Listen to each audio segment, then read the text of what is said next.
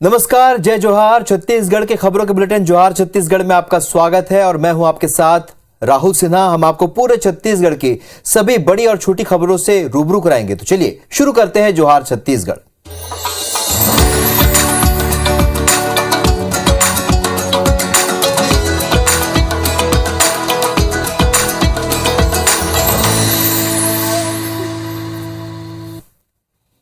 तो बुलेटिन में आज सबसे पहले बात करेंगे क्रिकेट की।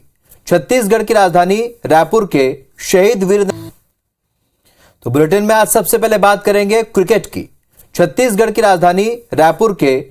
वीर नारायण सिंह स्टेडियम को पहले इंटरनेशनल क्रिकेट की मेजबानी मिल गई है। 21 जनवरी को भारत और न्यूजीलैंड के बीच 3 वनडे सीरीज का दूसरा मैच रायपुर में खेला जाएगा।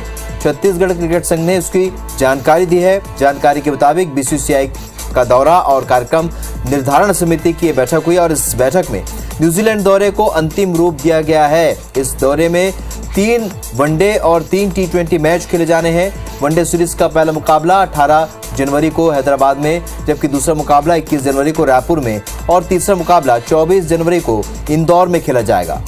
बात टी20 मुकाबले की करें तो 27 जनवरी को रांची में, 29 जनवरी को लखनऊ में और 1 फरवरी को अहमदाबाद में मैच खेला जाएगा। बता दें कि रायपुर के शहीद वीर नारायण सिंह स्टेडियम में अब तक कोई भी इंटरनेशनल मैच नहीं खेला गया है।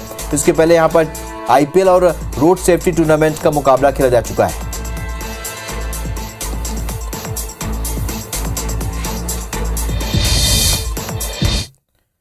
बढ़ते आगे, छत्तीसगढ़ में आरक्षण के मुद्दे पर सियासत कम होने का नाम नहीं ले रही है। अब तक राज्यपाल ने विधानसभा से पास विधेयक पर हस्ताक्षर नहीं किए हैं, जिस पर कांग्रेस और बीजेपी के बीच सियासी संग्राम जारी है।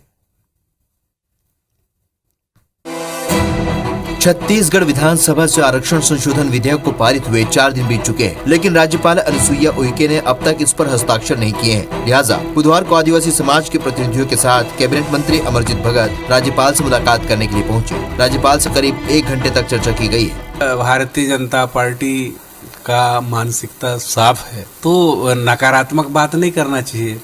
आरक्षण को रोकने का प्रयास क्यों कर रहे हैं? उधर आरक्षण संशोधन विधेयक को लेकर कांग्रेस और बीजेपी के बीच ज़बानी जंग भी जारी है। हमारा राजभवन भारतीय जनता पार्टी और डॉक्टर रमन सिंह के ट्वीट और स्टेटमेंट से डरने वाला नहीं है। राज्यपाल किसी भी राज्य की संवैधानिक प्रमुख होती हैं और इसलिए वो जो भी निर्णय करेंगी वो संविधान के अनुकूल करेंगी, कांग्रेस के अनुकूल नहीं करेंगी। छत्तीसगढ़ विधानसभा में 32% अनुसूचित जनजाति को आरक्षण के प्रावधान वाला संशोधन विधेयक पारित हो चुका है। राज्यपाल के हस्ताक्षर के बाद इसका राजपत्र में प्रकाशन होगा। भानुप्रतापपुर विधानसभा उपचुनाव का कल रिजल्ट आएगा। पिछले 4 उपचुनाव में मिली जीत से कांग्रेस काफी उत्साहित है और इस चुनाव में भी जीत का दावा कर रही है।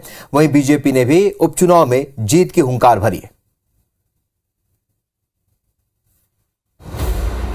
कल आएंगे भानुप्रतापपुर उपचुनाव के नतीजों से पहले ज़बानी जंग तेज। जी हां, नतीजों से पहले कांग्रेस और बीजेपी के बीच ज़बानी जंग तेज हो गई है। कांग्रेस ने इस चुनाव में जीत का दावा करते हुए भानुप्रतापपुर में अपना पुराना रिकॉर्ड तोड़ने की बात कही।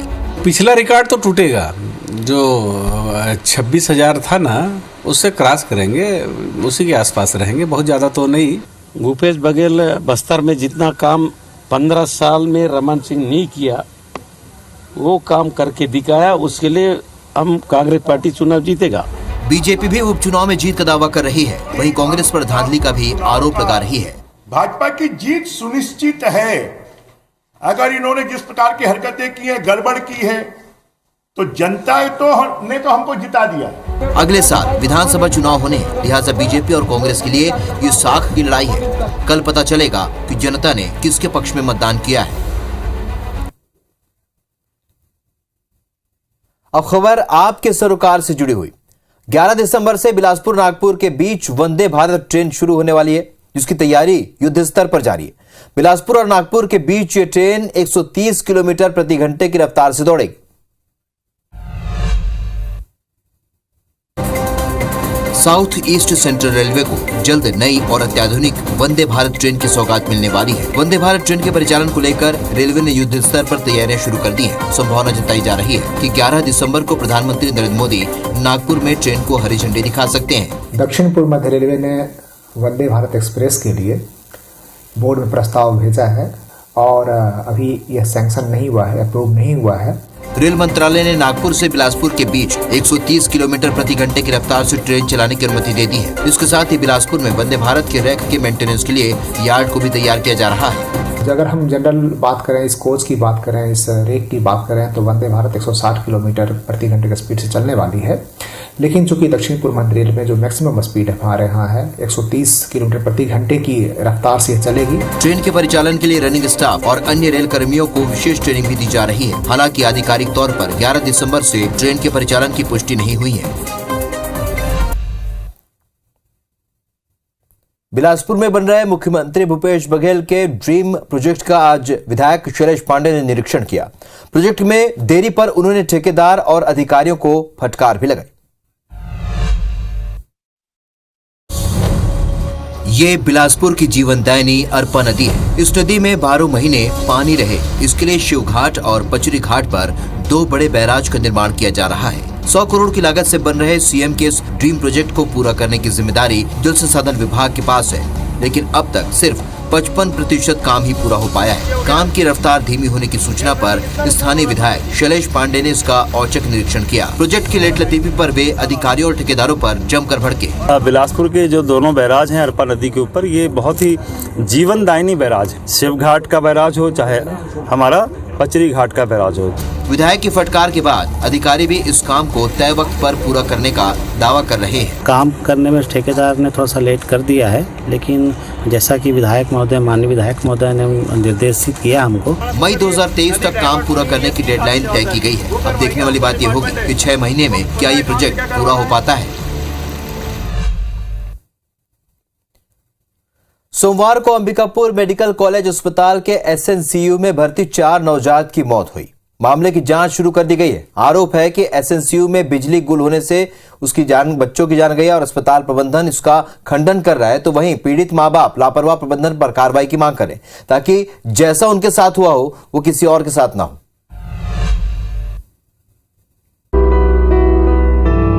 ये बलरामपुर के रहने वाले राज मलिक हैं, जिन्होंने अपने बच्चे को बेहतर इलाज के लिए सरगुजा संभाग के सबसे बड़े अस्पताल अंबिकापुर मेडिकल कॉलेज अस्पताल के एसएनसीयू में दाखिल कराया था, मगर उन्हें नहीं मालूम था कि उनका बच्चा उन्हें कभी वापस नहीं मिलेगा। राज अब इंसाफ की गुहार लगा रहे हैं, दोषियों के खिलाफ कार्रवाई की मांग कर रहे हैं। लाइट गुल होने के कारण बच्चे को इंसुलेटर में रखा गया था और लाइट गुल हो जाने के बाद उसको ठंड लगा और ठंड से बच्चा का मौत हो गया। मैं कलेक्टर साहब को आवेदन देने के लिए आया था।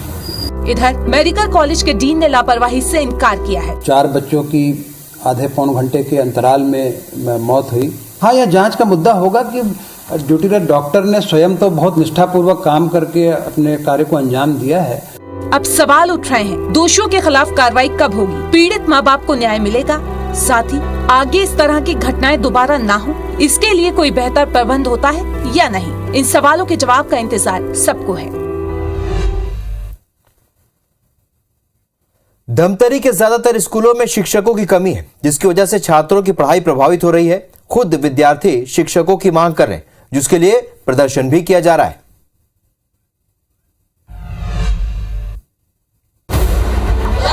धमतरी में शिक्षकों की भारी किल्लत है। जिले में प्राथमिक, माध्यमिक, हाई स्कूल और हायर सेकेंडरी मिलाकर कुल 1493 शासकीय स्कूल हैं, जहां विभिन्न विषयों के 993 शिक्षकों की कमी है। वहीं माध्यमिक शाला में 239 प्रधान पाठक के पद रिक्त पड़े हैं। इसी तरह 127 प्राचार्य के पद भरे जाने हैं। विद्यार्थी और पालक कई बार शिक्षकों की कमी को दूर करने के लिए शिक्षा विभाग और जिला प्रशासन से फरियाद लगा चुके हैं, लेकिन शिक्षकों की नियुक्ति नहीं हुई। ऐसे में अखिल भारतीय विद्यार्थी परिषद आंदोलन की तैयारी में ये है कि स्कूलों में शिक्षक की कमी है। जहाँ पे शिक्षक है वहाँ पे जो है अव्यवस्था है, वहाँ पे न ब्रेंच है, न कुर्सी है, न स्कूल की मरम्मत हो पा रही है।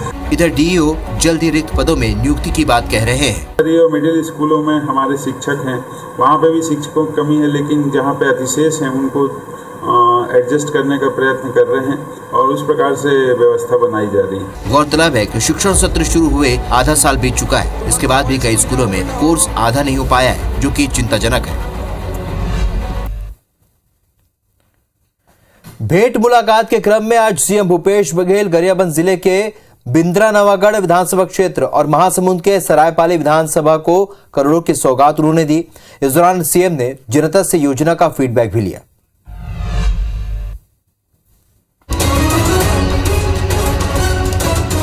भेंट मुलाकात के तहत गरियाबंद पहुंचे मुख्यमंत्री भूपेश बघेल ने अपने दौरे के तीसरे दिन बिंद्रा नवागढ़ में 150 करोड़ से ज्यादा के 244 विकास कार्यों का लोकार्पण किया। इसके पहले मुख्यमंत्री ने सर्किट हाउस में अधिकारियों के साथ समीक्षा बैठक की।